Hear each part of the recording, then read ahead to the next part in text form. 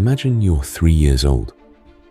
You don't understand why the cups on the table sometimes float toward you when you're upset. You don't understand why you can feel your mother's sadness before she even enters the room. You just know the world feels louder to you than it does to everyone else. And then, one day, strangers in robes come to your door. The High Republic era, the golden age of the Jedi Order, an era of expansion, exploration, and hope.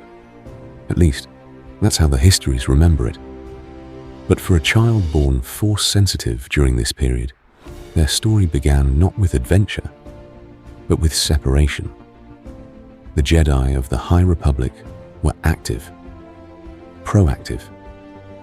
They worked closely with the Galactic Republic and sent members across the galaxy specifically to find Force-sensitive infants and children, often through networks of local physicians, midwives, and census data.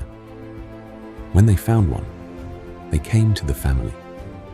Now, and this is important, it wasn't a kidnapping. Parents consented, but that consent existed within a powerful social dynamic. The Jedi were respected, almost revered. The Republic endorsed them, and the belief was clear. A Force-sensitive child, left untrained, was a potential danger to themselves and others. So most families said yes. They were told their child would be cared for, fed, educated, given purpose. Many believed it was an honor. Some grieved privately. Some grieved loudly. But the child was taken to a temple, often Coruscant, and a new life began. The child would not be coming home. Inside the temple, these children, called initiates, entered a world of structure, discipline, and community. They were sorted into clans, small groups of age-matched younglings who trained, ate, and grew up together. Your clan became your family, your masters, your parents. The days were full. Lightsaber forms were drilled from early childhood, not for combat, but for focus and physical discipline. Meditation was practiced daily, sometimes for hours. Students studied galactic history, philosophy, languages, sciences.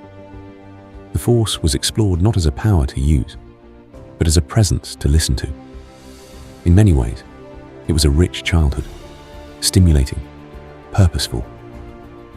The galaxy's greatest institution poured its resources into these kids, but underneath all of it ran a thread that shaped everything: the Code. There is no emotion, there is peace. The Jedi Code wasn't just a philosophy. For a child raised inside the Order, it was the architecture of their inner world. From the earliest age, they were taught to observe their feelings and then release them. Attachment was not simply discouraged, it was framed as a path to the dark side. Don't cling to your parents. Don't cling to your friends. Don't cling to anything. For some children, this was liberating. The Force became a source of peace, of connection to something vast and beautiful. They thrived.